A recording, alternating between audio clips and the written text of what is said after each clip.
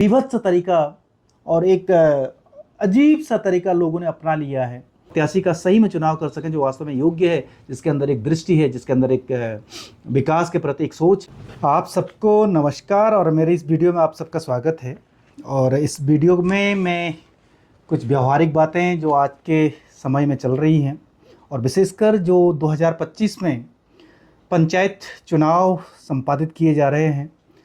कहीं पे हो चुके हैं, कहीं पे अभी और होने बाकी हैं, चुनाव प्रचार है, उसके बारे में कुछ अपनी बात रखने का प्रयास कर रहा हूं। 1990 के दशक में ये आप सभी जानते हैं कि जब पंचायत राज के बारे में सोचा गया और जो पंचायती संस्थाएं हैं उनके लिए एक नया संवैधानिक संशोधन किया गया, जिसको 73वां संवैधानिक संशोधन अधिनियम के नाम से जाना जाता है, जिसके द्वारा पूरे देश में पंचायतों को एक रूपता स्थापित की गई, पंचायतों के लिए एक समान व्यवस्था स्थापित की गई, पंचायतों को शक्तियाँ प्रदान की गई, पंचायतों को संवैधानिक दर्जा प्रदान किया गया। उसके अलावा वित्तीय रूप से सक्षम बनाया गया, राज्य निर्वाचन आयोग की स्थापना की बात की गई, महिलाओं के लिए आरक्षण की बात की गई, अनेक राज्यों ने 50% तक आरक्षण की बात स्थापित कर दी है। ऐसे बहुत सारे प्रावधान किए गए और जो अपेक्षाएं और आकांक्षाएं यही थी कि जो महिलाएं हैं वो जागरूक होंगी, उनको समानता स्थापित होगी, उनको सशक्तिकरण उनको प्राप्त होगा, उनको शक्तियां प्राप्त होंगी, वो पुरुषों की बराबरी कर पाएंगी। उसके अलावा लोकतंत्र का एक जो सिद्धांत है विकेंद्रीकरण, वो विकेंद्रीकरण संभव हो पाएगा। पंचायतों के माध्यम से सत्ता का बंटवारा होगा, सत्ता की भागीदारी होगी, सत्ता में अधिक से अधिक लोगों की भागीदारी होगी। उसके अलावा स्थानीय स्तर पर जो समस्याएं होंगी उन समस्याओं का समाधान पंचायतों के द्वारा किया जाएगा। इसी आधार पर इसी तरह से 73वां और 74वां संवैधानिक संशोधन अधिनियम पारित किए गए, संविधान में संशोधन किया गया और 1993 में इनको लागू किया गया, जिसके लिए मैं बार बार यही बात कहता रहता हूं और कहने का प्रयास भी कर रहा हूं कि जिसका उद्देश्य था लोकतांत्रिक विकेंद्रीकरण, सत्ता की भागीदारी, सत्ता की साझेदारी और अधिक से अधिक लोगों का सत्ता में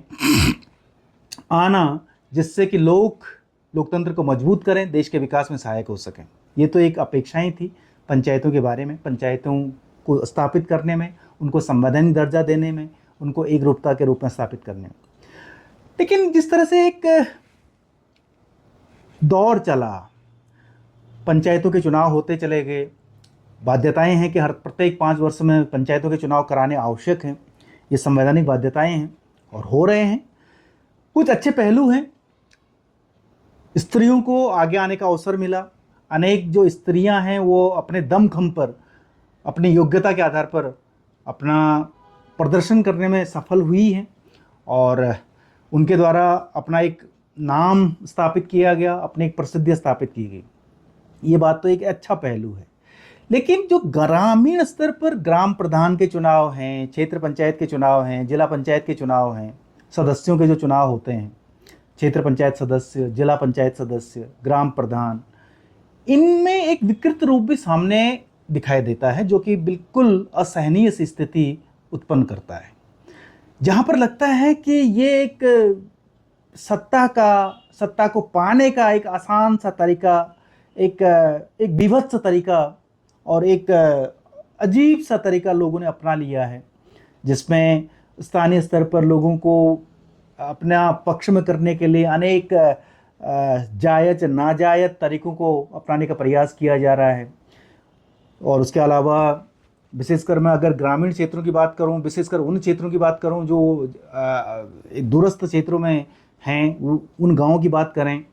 तो जो प्रधान बनने के लिए हर एक हथकंडे अपनाए जाने का प्रयास किया जा रहा है। जो मादक पदार्थ हैं उनका सेवन किया जा रहा है, उनकी पार्टियां हो रही हैं, मतदाताओं को लालच दे करके, धन का लालच दे करके या किसी और चीज़ का लालच दे करके खरीदने का प्रयास किया जा रहा है, जो कि एक अच्छा नहीं कहा जा सकता है, एक अच्छी परंपरा नहीं कही जा सकती है।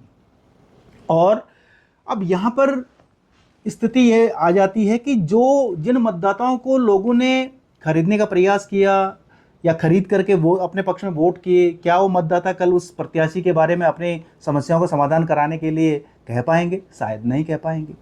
इसी तरह से जब क्षेत्र पंचायत अध्यक्ष के चुनाव होते हैं तो सदस्यों को जिस तरह से सदस्यों की खरीद फरोख्त होती है, जिला पंचायत अध्यक्ष का चुनाव होता है तो उनके लिए जो जिला पंचायत सदस्य हैं उनकी खरीद फरोख्त होती है, तो भी एक घृणित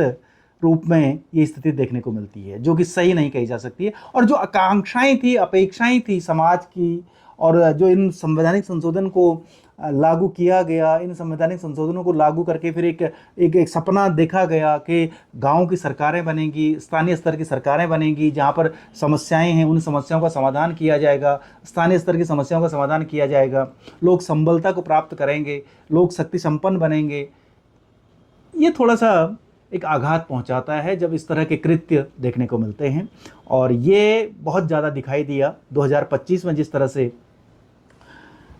इस जुलाई के महीने में चुनाव हो रहे हैं, उन चुनाव में ये बहुत अच्छी स्थिति नहीं कही जा सकती है, और इसको समाज इन